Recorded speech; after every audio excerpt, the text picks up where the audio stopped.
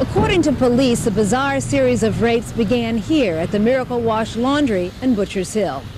On Saturday afternoon, we're told the laundry was crowded and two men who entered attracted little attention. This young woman told me she was one of the rape victims. She suspected nothing. It was like a normal day. I was washing my clothes. But later she says one of the two men drew a gun, ordering 3 women and 2 girls to strip. 12-year-old Robin Stalter barely escaped. He said for me to take the baby and sit in a chair, so I did, and I was sitting in the second chair and I scooted over, and then the door blew open and I just ran home and told my mom, and she called the police. The other 4 were not so lucky. Well, the other guy raped the one girl, and the guy with the gun, he raped me, and then the woman that owns the laundromat, she come from out of the back. I ran through her door and went up in her upstairs, looked for a phone. I couldn't find a phone. He took the other 2 girls with him around on Baltimore Street into Police arrested 28-year-old Donald Fitzgerald at 2020 Baltimore Street, where they also recovered a .38 caliber revolver. Today, Fitzgerald was charged with 27 counts, including rape and kidnapping. His nephew, 18-year-old Kevin Lomax, who was arrested Sunday, faces similar charges. In addition, both have been charged with robbing this Subway shop on Monument Street the same day. The victims in this case say the attack took place around 1:30 Saturday afternoon. The first calls to police were placed around 2 p.m. Why the delay? Several people told us today that although they saw Fitzgerald with 2 girls Saturday, they thought what they were seeing was a domestic dispute. Sandra Warren says she saw 2 women cross Baltimore Street and go to the house where Fitzgerald was waiting. He was standing there waiting for them. I think that maybe they could have gotten away. They could have ran back down the alley, or they could have ran in the store. I don't know how they were feeling, but I think I might have done that. Warren says 45 minutes later she saw police arrive and arrest Fitzgerald. From Butchers Hill, Joyce Jefferson, Channel 2 News. She said she went to the store. You saw her? Yes, I did. What happened? She came down the block and she recognized that it was her house, so she said that my baby, and started running down the street. But Gregory Nichols' mother returned too late.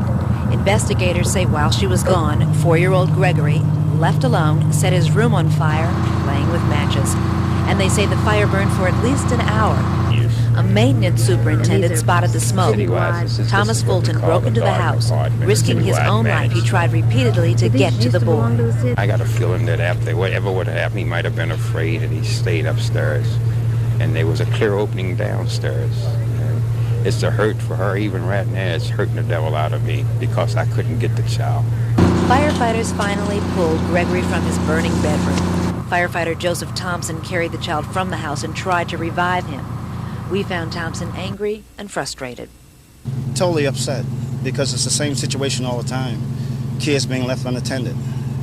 Children can't fend for themselves. Until the public is made aware of the dangers of leaving kids alone, it's going to happen all the time. You know, it's not the first time you've walked into this situation. It's not. Someone asked me, does this bother me? I looked at him and said, yes, it does, but you can't do anything. Later today, Gregory's mother, grief-struck, watched as investigators combed through her home. We all make mistakes. What's so terrible in this case, what's so tragic, is that it's the kind of mistake you can't make up for. From Cherry Hill, Joyce Jefferson, Channel 2 News.